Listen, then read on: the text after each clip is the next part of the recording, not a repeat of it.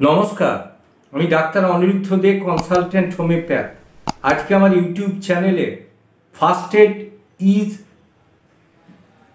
Most essential in emergency purpose, প্রাথমিক চিকিৎসা সবচেয়ে বেশি প্রয়োজনীয় যে কোনো রোগের ক্ষেত্রে। এখনও যারা আপনারা আমার চ্যানেল সাবস্ক্রাইব করেননি তাদের চ্যানেলটি সাবস্ক্রাইব করার অনুরোধ রাখছি এবং ভিডিওগুলি একেবারে শেষ পর্যন্ত দেখার জন্য আবেদন করছি।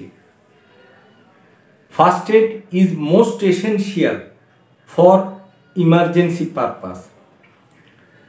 আমরা যে কোনো সময় যে কোনো বিপদের সম্মুখীন হতে পারি। ধরুন আমরা রাস্তা দিয়ে যাচ্ছি, হঠাৎ দেখা গেল একজন বাইক আরোহী কাউকে পাশ দিতে যেয়ে বা কাউকে গাড়িতে একটা পাথরের কচা খেয়ে রাস্তায় পড়ে গেলেন, সঙ্গে সঙ্গে তার ফার্স্ট এড দরকার। যদি ফার্স্ট এড না করা হয় তাকে যে মুহূর্তে ডাক্তারখানা বা হসপিটালে নিয়ে যাওয়া যাবে সেই সময় তার একটা বড় বিপদ হয়ে যেতে পারে। আগে দেখতে হবে তার মাথায় আঘাত লেগেছে কি না এবং কোনো জায়গা দিয়ে তার রক্তক্ষরণ বা রক্তপাত হচ্ছে কি না।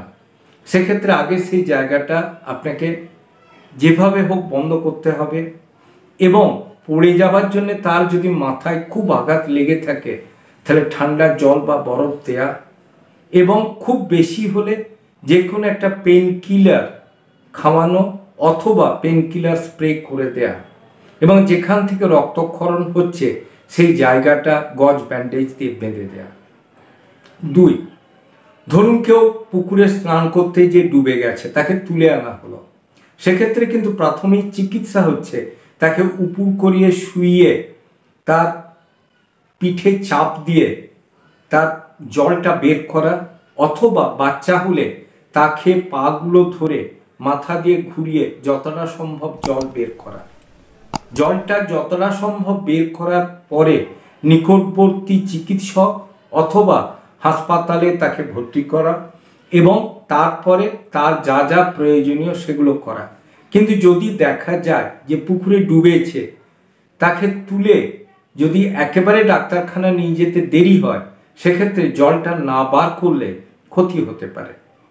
যেমন ধরুন কারো হঠাৎ মাথা ঘুরে পড়ে গেছে, সেক্ষেত্রে যদি সুযোগ থাকে তার প্রেশারটা মাপা, অরিজিনালি যদি প্রেশার বেশি হয়ে থাকে তার মাথায় জল দেওয়া।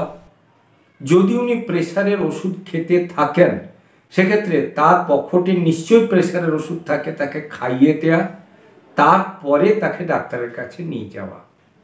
ধরুন কোনো সুগারের রোগী হঠাৎ দেখা যাচ্ছে যে তিনি ঘামছেন এবং 2-3টে পাখাতেও তার ঘাম শুকাচ্ছে না, সেক্ষেত্রে আগে করতে হবে কি যে তাকে 3-4 চামচ চিনি খাইয়ে দেওয়া অথবা লজেন্স খাওয়ানো, তারপরে সুগার র্যান্ডামটা টেস্ট করে দেখা এবং সেক্ষেত্রে যদি দেখা যায় যে তার সুগার কমেছে বা বেড়েছে চিকিৎসকের পরামর্শ।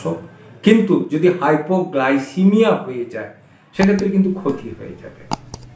আবার ধরুন দেখা গেল যে কোনো লোক কোনো ঝোপঝাড়ে কাজ করছে, তাকে কোনো কিছু পোকা দংশন করেছে, সেটা আপনার স্নেক বাইটও হতে পারে, অন্য কিছুও হতে পারে।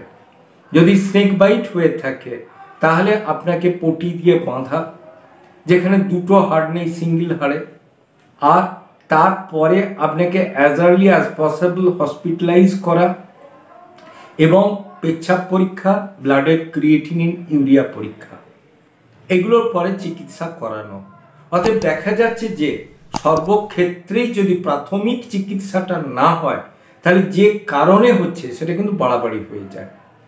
যেমন দেখা গেল আপনি বসে আছেন, হঠাৎ দেখলেন অজ্ঞান হয়ে গেছে, স্বাভাবিকভাবে এগুলো লোকে মনে করে গ্যাসের জন্য হয়েছে, গ্যাসের ওষুধ খাইয়ে দেয়া।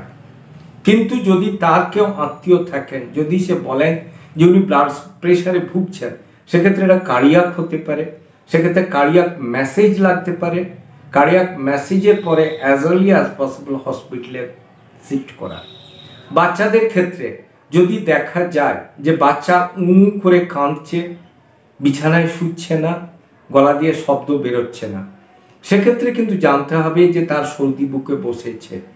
সেক্ষেত্রে তাকে ভেপার দেওয়া এবং অ্যাজ আর্লি অ্যাজ পসিবল তাকে নেবুলাইজার দিয়ে তার সর্দি বের করা।